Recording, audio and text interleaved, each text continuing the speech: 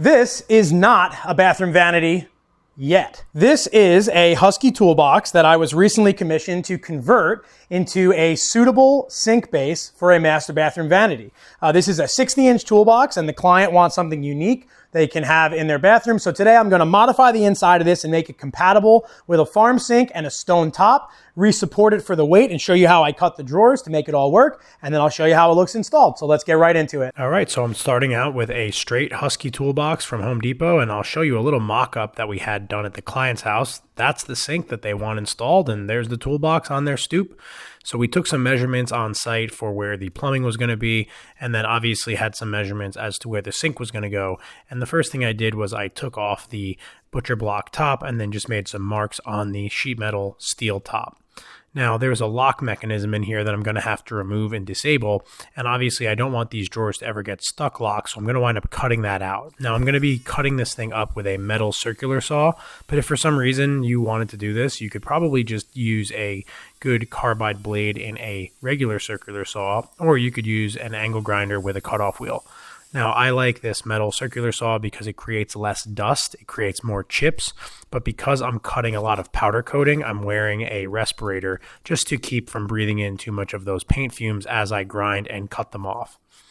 Now, I'm using a flap disc called the Polifan Curve, which has abrasive on the front, back, and top side of it, which allows me to grind in all the different directions and get all these very, very sharp burrs off of the sheet metal of the top of this toolbox.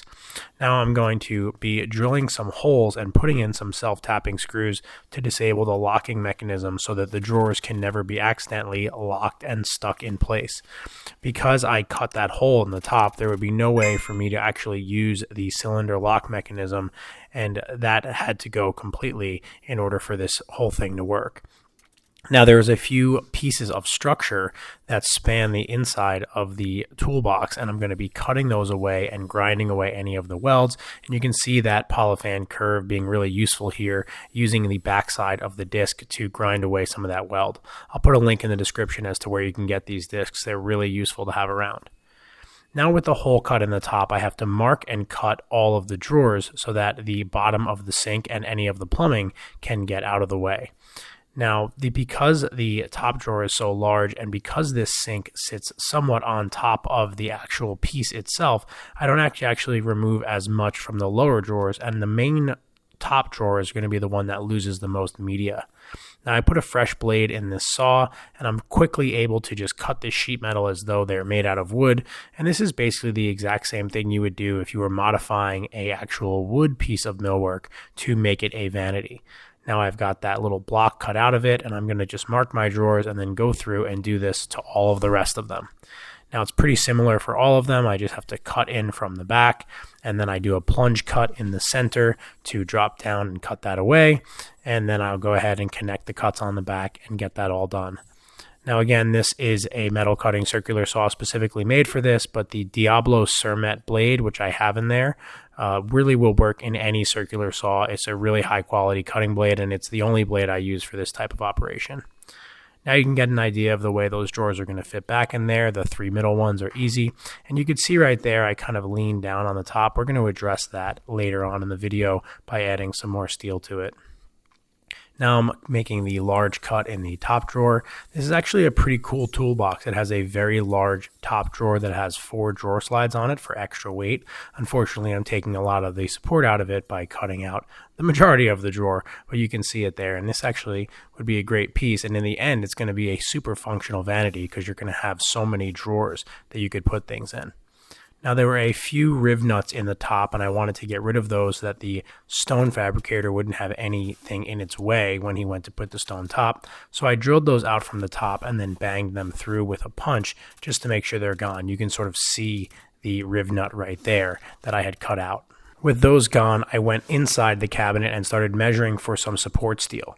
Now, I'm worried about the actual weight being on the top of this because I took so much of the structure out and the top is flexing so much. I decided to take a piece of 2-inch by 2-inch box tube and cut it so that it could fit across the front, and actually inside the cabinet itself there are a few ribs that this will perfectly sit on, and look at how much more sturdy that is than it was before.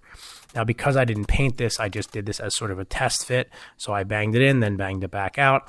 And then I'm going to go ahead and just clean it up with a wire wheel before I paint it with some Rust-Oleum paint just to make sure that it's nice and clean. Now, before I do that, though, I'm going to add a couple of tabs, and those tabs are going to allow me to put some lateral supports going from front to back. So I grind away some of the mill scale, and I take some little 1/8" pieces of material and put it there. And then I'm using a Lincoln Electric 180 MP. This is a Lincoln retail welder that you can actually pick up from Home Depot. And because I just took this welder out of the box, I'm going to be just using it with some flux core wire here. That means I'm not running any gas, and this makes quick work of welding this 1/8" to this 1/8" material. Now with everything welded up, I just throw some paint on it and leave it out to dry. And then I'm going to go ahead and take some measurements for some red oak backers that I'm going to put inside these actual drawers. Now this is just some red oak from Home Depot, and I'm just going to be cutting this up over on the miter saw before I rip it down to make some U-shaped wooden blocking that's going to go inside the backs of the drawers to keep anything from falling out. Now I rip everything over on the table saw, and this stuff is pretty nice. I chose to use red oak because it paints up very nicely, and it's very hard and has a nice edge, and it's not going to get too damaged by extreme moisture or anything that might get in there. So a little bit of glue and some brad nails to make these very simple U's, and then I have to make some taller ones for the taller drawers so that everything is all symmetrical and even with the actual depths of the drawers that were in the cabinet. Now, everything I'm doing in this video essentially could be redone in any other piece of millwork that you wanted to turn into a vanity. Obviously, if this whole piece was made out of wood, it would be much easier to fabricate, and you wouldn't need to do any welding or add any steel, maybe. But in this case, doing it out of a toolbox is actually something I've seen several people do. I've seen it in real estate listings, and I've seen it in kind of like man cave and barn dominium garages and bathrooms. So I actually think that there are people out there that might be interested in doing this for themselves. So if you have any questions, please leave them down in the comments below. This was a pretty simple project in a shop like mine, but I also think that you could easily do this with basic tools, even though I have some more advanced things at my disposal.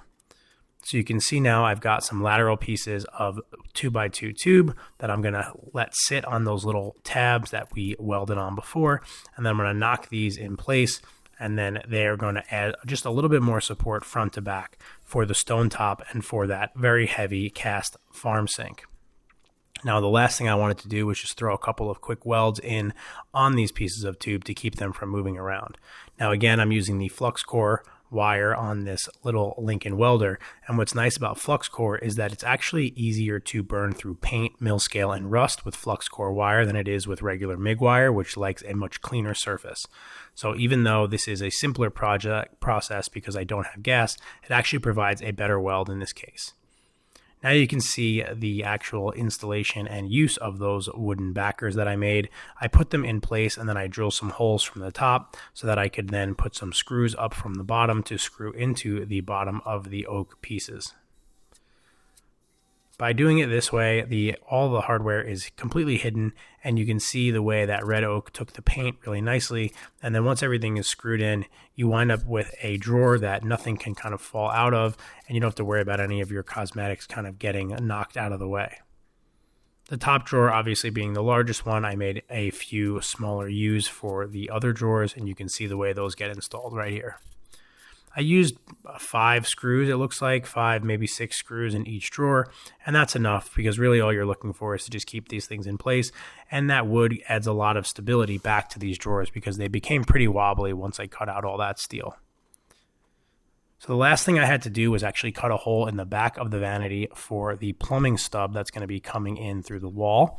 Now, because the actual faucets are up on the farm sink itself, I don't have to do anything for the water supply lines, and I just have to cut a small hole that the plumber gave me the location of, and I didn't have any hole saws on me at this moment, so I just did it with a regular cutoff wheel and gave myself a little square hole. Then I used a good file to just deburr it and make sure that nobody cut their fingers on it.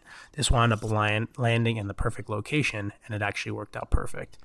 Now this toolbox is really heavy, so we used the dingo to load it into my truck, and now you can see it installed in the bathroom. Now this is a very unique sink with that farmhouse look where the actual faucet and supplies are up on top. And after the stone was installed, it looked really beautiful. It fits almost perfectly wall to wall with a very small filler on either side. And you can see the way the drawers are still really functional. The clients love it, and I'm really happy with how it came out.